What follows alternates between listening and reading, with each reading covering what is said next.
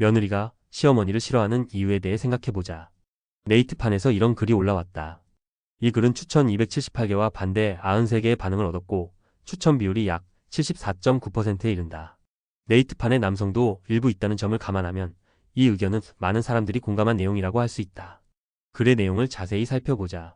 며느리가 시어머니를 싫어하는 이유는 단순하지 않다.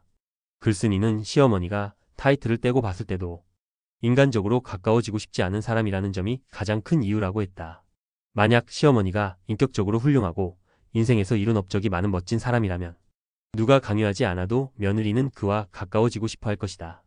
하지만 현실은 그렇지 않다.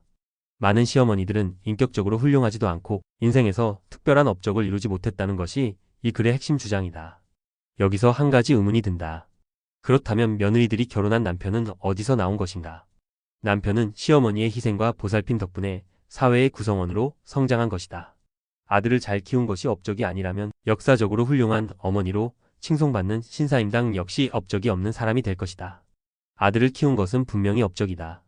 그런데도 많은 며느리들은 시어머니를 인간적으로 존중하지 않는다.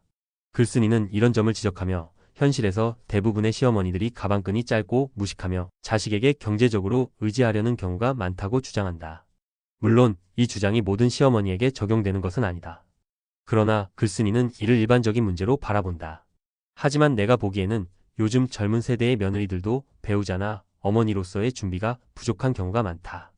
요리도 잘 못하고 남편을 제대로 지원하지 못하는 경우가 적지 않다. 기성세대의 어머니들이 오히려 더 배우자나 부모로서의 역할을 충실히 했다고 볼 수도 있다. 며느리와 시어머니 사이의 갈등은 단순히 인간적인 문제로만 볼 수 없다. 이는 가족이라는 타이틀에서 비롯된 문제이기도 하다. 시어머니는 며느리를 가족으로 받아들이며 윗사람으로서의 역할을 하려고 한다. 반대로 며느리는 이를 거부하고 시부모를 가족이 아니라 단순한 남편의 부모로 여기려 한다. 이러한 태도는 현대사회에서 더욱 두드러진다. 특히 시어머니들이 며느리를 가족으로 받아들이고 부려먹으려 한다는 인식은 며느리들의 반발심을 키운다. 요즘 젊은 며느리들은 시부모를 가족으로 생각하지 않는 경우가 많다.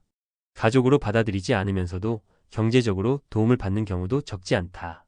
이는 단순히 개인적인 문제가 아니라 가정교육의 결과로 볼 수 있다. 부모로부터 오냐오냐 하며 자란 세대는 책임감을 가지기보다는 남에게 기대는 경향이 강하다. 이런 태도는 결혼 생활에서도 이어지며 갈등의 원인이 된다. 결론적으로 시어머니와 며느리 사이의 갈등은 양측 모두의 문제다. 시어머니는 자신을 인격적으로 존경받을 만한 인물로 만들기 위해 노력해야 한다. 반면 며느리들은 시어머니를 단순히 남편의 부모로 여기기보다는 하나의 인간으로 대할 필요가 있다. 그러나 현대 사회에서 이러한 갈등은 쉽게 해결되지 않을 것이다. 왜냐하면 시대적 환경과 정책적 변화가 젊은 세대를 책임감 없고 자기 중심적으로 만들었기 때문이다. 80년대와 90년대에 태어난 여성들은 특히 이 문제에서 자유롭지 않다. 그들은 정책적 우대와 성비 불균형의 혜택을 받았지만 그만큼 책임감을 덜 느끼는 경향이 있다. 결국 어려운 시대를 이겨낸 어머니 세대와 비교하면 오늘날 젊은 세대는 내면적으로 부족한 경우가 많다. 우리가 할 수 있는 일은 이런 문제를 인식하고 인간적인 성숙함을 추구하는 것이다. 그래야만 시어머니와 며느리의 관계가 조금이나마 나아질 수 있을 것이다.